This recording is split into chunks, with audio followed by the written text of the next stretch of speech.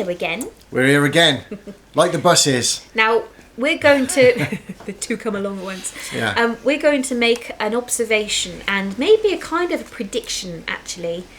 Not in the spooky ooh way, but we're quite convinced about something, and it'll be a case of you heard it here first. And yes, what are we on about? Okay. We're on about this. Here we go. Are you ready? It's that one. Yes, I know we've talked about it. Reasoning from the scriptures. We've talked about it again. And you know, in the past, we're going to talk about it again now. Because there is so much in here that we've gone through it again. Oh my goodness. We're having a good snigger to ourselves. If they still got this and they're using it on the ministry, oh wow! Then, oh my goodness, they're in absolute peril for being slaughtered on the doors. Yeah. If you know what to say, if you've done a little bit of research. And so we're going to give you a couple of snippets, another couple of... Now here's the first one. It's a classic. We have used it before in a previous video, but it's also a good one to remember. So you know that Jehovah's Witnesses, when they go out on the doors, will invariably have this book inside their bags. Why? Because they're instructed to do so by their kingdom ministries, by the elders, by the theocratic ministry school, la la la la la la. And as like good drones, they will have to have it because so it's there got it is. Every subject under the sun. That if say somebody on the doors questions them and they're not quite sure, it's their basic guide to what to say, what scriptures to take the householders to, etc., etc. Yeah. So here's an easy one for you to remember. Page 200, part 8. Page 200, part 8 of this book. And what's it about? It's about... Jehovah's Witnesses' beliefs. Jehovah's Witnesses. What do they believe? And what do they believe? Well, if you go to page 200, part 8, it says this. They believe that we are living now, since 1914, in the last days of this wicked system of things, that some who saw the events of 1914 will also see the complete destruction of the present wicked world, that lovers of righteousness will survive into a cleansed earth, that people from 1914 will see the end of this system. We've never given any dates. We don't give dates. Right, well, okay. There's your first one, page 200, section 8. It's a complete false doctrine, yet again. Another one, 100% failure rate. But if you want to have a go and make them question them on the doors, or write letters, or do whatever you need to do, say, why are you still carrying around obsolete information within your ministry bags? Because this one is old hat now, it's old light. Yeah. And also, there's a lot in that book that I could completely destroy.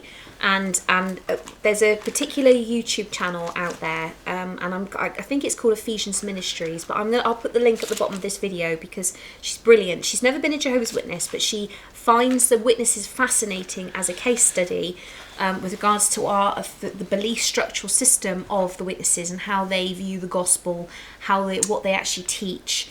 And what she found very interesting on this particular subject of the cross, or as witnesses would say, the Stavros, the stake, page 89, that Jesus was put to death on.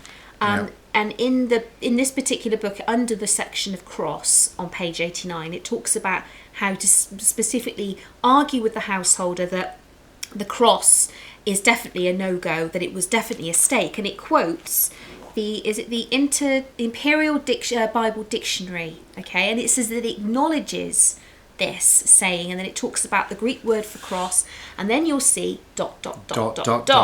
Now she says in this particular video, which is I'll put a link to, it's well worth a watch, that the ... is what she finds fascinating, and I have to agree that it has always interested me because it's regular in their ministry, it's regular in their Watchtower and Awake magazines, in most articles. If they're quoting someone or something outside of their own publications, including the Bible, a lot of the time it's ... You have to fill the gaps in yourself.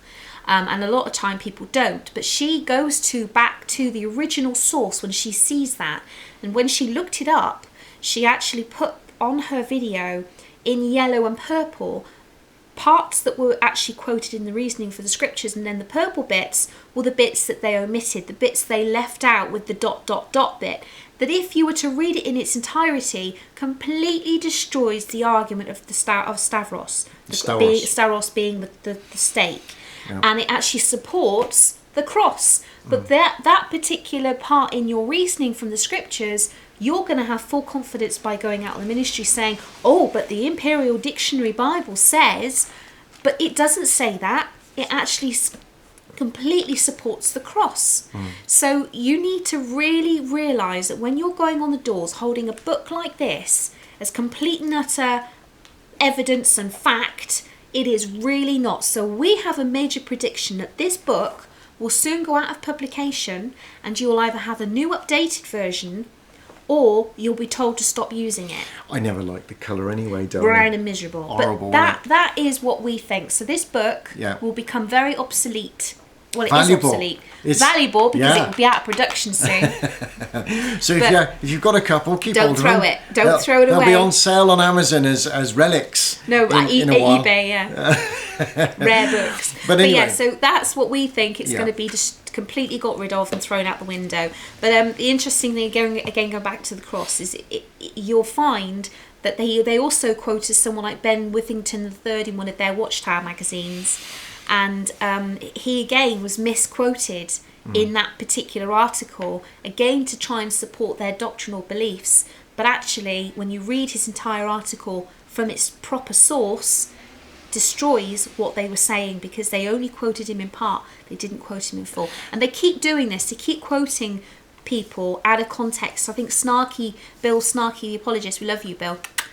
He did a video recently about the 1914 607 BCE nonsense, and he's said the same thing about misquoting He's actually brought some emails up from scholars and then goes through all of the 600 or 700 scholars that are diametrically opposed to 607 BCE on account that there is no evidence of it. So, but these are all the historical experts. But let's ignore all of those hundreds of people that have studied it for a lifetime, and let's just go with 3 people or half a dozen people that have never been qualified. In fact, Raymond Franz, as we know, was involved in doing research on this and came back with absolutely nothing himself. So it goes to show that the Watchtower organisation has a real habit, shall we say, and it's a very dangerous habit of misquoting scholars at every opportunity that they feel fit to do so, on the grounds that if it fits within their circle of information that they want to give to their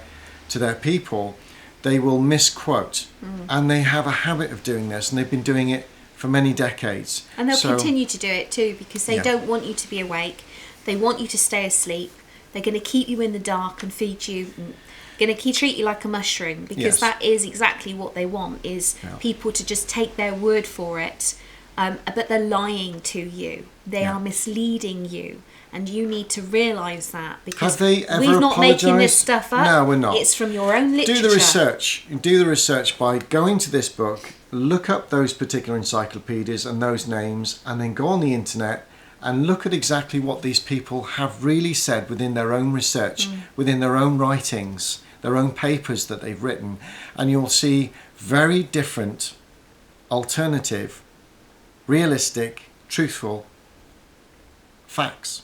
Anyway. But enough of that. Watch this space. That book won't be around for much longer. No, I'm going to keep this one. And we've got a better one, haven't we? One that's not so well thumbed, which we're going to keep in pristine condition, because one day it'll be worth some money. Yeah. Do you know what's still in there? Yes, I was going to actually bring this out.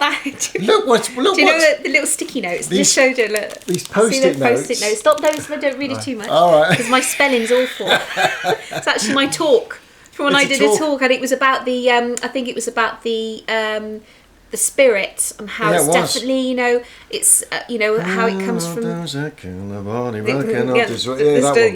Anyway, it talks about the spirit and how. I had a good read of this last night when you went around, and I was laughing my head off. I can't believe you wrote this stuff. I know. But Yeah. to be honest, I actually copied somebody else's talk from another congregation. Shocking. I couldn't get my head around it, so I just Anyway. nicked her notes. But Yeah, and what you do is Confession. you put the notes inside the book and you hide the notes, so everybody thinks you're just talking ad lib, but you're I'm not. so clever because I know what I'm talking about. But anyway, Bye bye. We'll see you soon. we'll see you soon. Yes. Bye for now. Take care. Bye.